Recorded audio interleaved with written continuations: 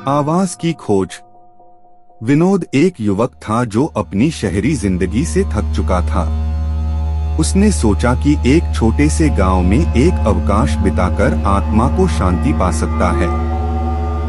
उसने गांव में एक पुराना बंगला लीज किया, जो कि अब तक अधूरा और खाली पड़ा हुआ था। पहली रात से ही विनोद को अजीब आवाजें सुनाई दी। वह सोचने लगा कि यह आवाजें कहां से आ रही हैं और क्यों। अगली रात जब वह सो रहा था, उसने एक अजीब आवाज सुनी। कौन है? विनोद डरकर उठा और देखा कि कोई नहीं है।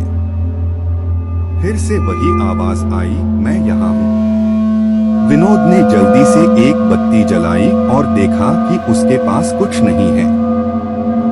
फिर वह बंगले के अंदर की और देखा और वहाँ एक पुराना कमरा दिखाई दिया। विनोद ने कमरे के दरवाजे को खोला और देखा कि वहाँ एक और बंद दरवाजा है। उसने वह दरवाजा खोला और देखा कि वहाँ एक पुरानी तस्वीर थी, जिसमें एक वृद्ध औरत थी। तस्वीर पर लिखा था, मैं यहाँ हूँ, तुम्हें मेरी आवाज सुनाई दी। विनोद डर गया और बत्ती बुझा दी। उसने सोचा कि यह सब सपना है, लेकिन वह अधिक समझदार था। वह अब तक सपनों में विश्वास नहीं करता था। दोपहर में विनोद ने गांव के पुराने आदमी से मिला और उससे पूछा कि क्या यहाँ कोई औरत रहती थी। आदमी ने कहा, हाँ, पर क्यों? विनोद ने सब कुछ बता दिया।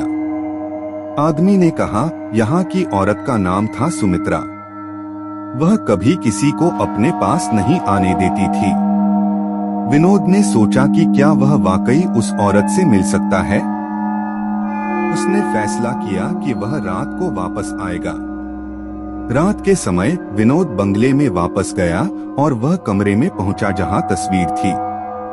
विनोद ने देखा कि तस्वीर के पीछे कुछ लिखा हुआ है, मैं तुम्हें बता सकती हूँ, लेकिन तुम्हें मुझसे कुछ वादा करना होगा।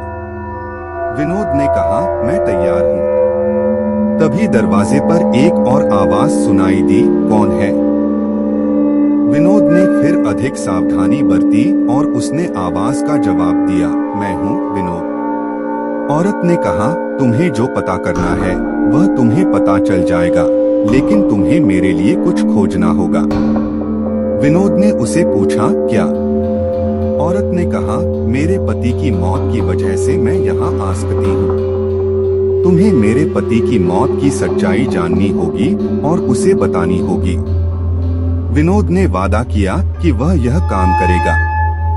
औरत ने तब कहा, ध्यान से सुनो, मेरे पति की मौत का राज केवल तुम जान सकते हो। विनोद ने आवाज को सुना और वहाँ वह रह गया। वह जानना चाहता था कि क्या राज है और क्यों वह औरत उसे चुनी है।